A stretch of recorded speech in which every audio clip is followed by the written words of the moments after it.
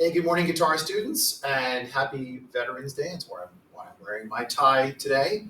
Um, Today we're going to be talking about preparing for a written quiz that you're going to have in class with understanding your chords. So what you see here on the screen are some of the chords that we started learning earlier on in the school year. We're going to be adding more to this.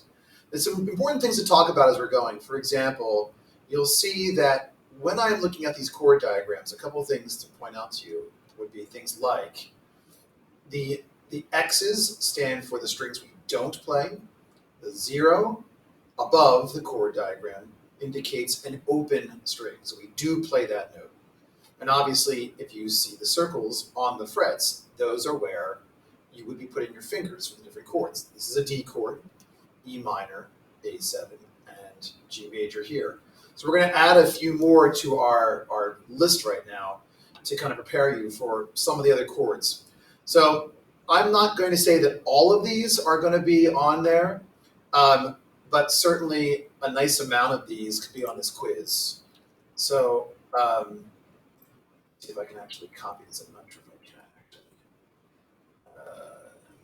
Let's see if I can do that. No, I'm going to just have to make my own here. And so what I'm going to do now is we're going to just kind of continue on with some of the other chords that you have learned at this point. For example, the D major 7 from Kiss Me is a good example of one that we've done. My apologies because I'm doing this live. These don't look exactly perfect. Look at the idea. And just like in the D chord, we don't play bottom two strings, and we have open the next string. This is an example of D major 7. All right, so that's that one. So we'll let that a little bit. And obviously, once we do all this, I'm going to share this document with you, but I want to show you this actually will help you when you're figuring out how to write these chords. Another chord that we've done recently is D7. That was in Margaritaville as well as Kiss Me and in Crocodile Rock as well. So, and that's the upside down version of the D chord. So if you see the D chord there, D7 is going to look like this. It's upside down. 1, 2, and then 3. Again, I apologize if this is not perfect, but doing the best I can here. Once again, we don't play the bottom string or the next string, and we have open the next one. So there's our example of D7. We also learned A minor 7, and I'm going to put these two chords next to each other, A minor 7 and A7 suspended, which are variations of the A7. But nevertheless, you need to see what they look like. So I'm going to start off by putting A minor 7, and it will look very similar, as I said, to the A7 above. So let's take a look at that one. Let's put in our fingers first. And in that case, we have on the 4th string, actually, that's up the wrong, that's right. And then at the 2nd string up here. Got to think about that for a minute, guys. So you can see the difference between A minor 7 and A7. The one thing I'm not putting on here are the fingerings, and that's something that you don't normally see in a chord diagram. But nevertheless, you have to just know what the fingerings are. I'm not going to test you on that. We have open. We don't play the bottom string. Open A. Obviously, this one's open, and the top string is open as well. So you can see it looks very similar to A7. The only difference is that one finger. And then A7 suspended. Let's take a look at that one for a minute. So here's A7 suspended. A7 sus. I'll tell you what, that A7 sus. We can actually put that right next to it. A7 sus. It's going to be basically the opposite of this one, where you're going to have this finger is the same on the 4th string, but then on the second string, it goes to the 3rd fret. A7 suspended, and again, knowing what's open and what's not, we X out the bottom. Oops, let's make that a little bit higher. The bottom, whoops. Work better. And open, open.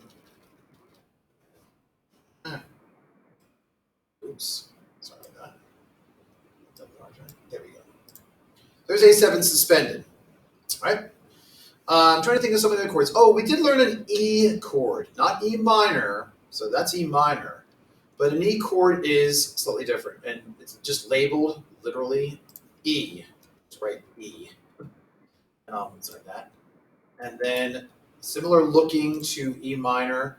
The difference is we've got that one, that one. Those are both on the 2nd fret. And then on the 1st fret, 3rd string. So there's our E chord. And we're going to, again, show this is open. And the last two are open as well. I don't know if I did that up here. Oh, I did, yeah. You can see that there's an extra open string between E minor and E. All right, I'm just trying to think, are there any other chords that we've learned at this point with all the songs that we've done? Trying to go through my head. I'm not going to worry about the horse with no name chord. That's so rarely used. We've got D, E minor, A7. I don't know if we've officially learned A, the chord. Oh, I know, and also the chord C. We'll do C first.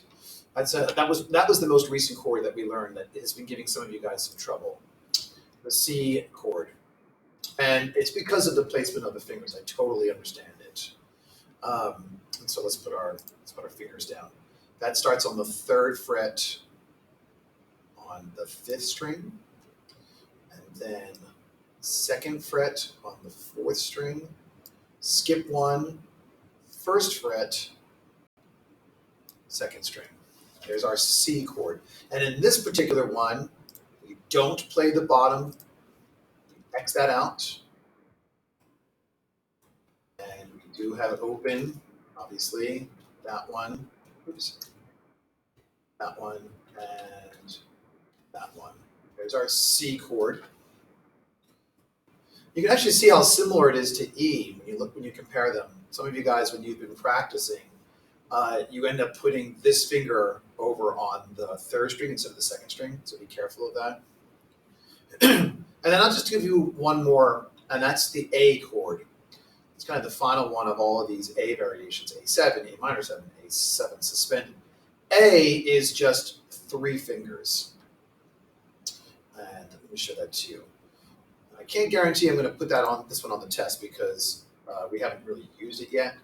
But I want you guys to know it ahead of time, and because there will be songs that we have just the simple A chord in. And that's really simple. That's just 3 fingers, just like that. Kind of looks like the D major 7, only everything is moved over 1 string. See, there's the D major 7 there, and then here's the A chord. And the other exception is we don't play the bottom, but we do play the 5th string open, and obviously we play top string open, 1st string. Is our A chord. All right.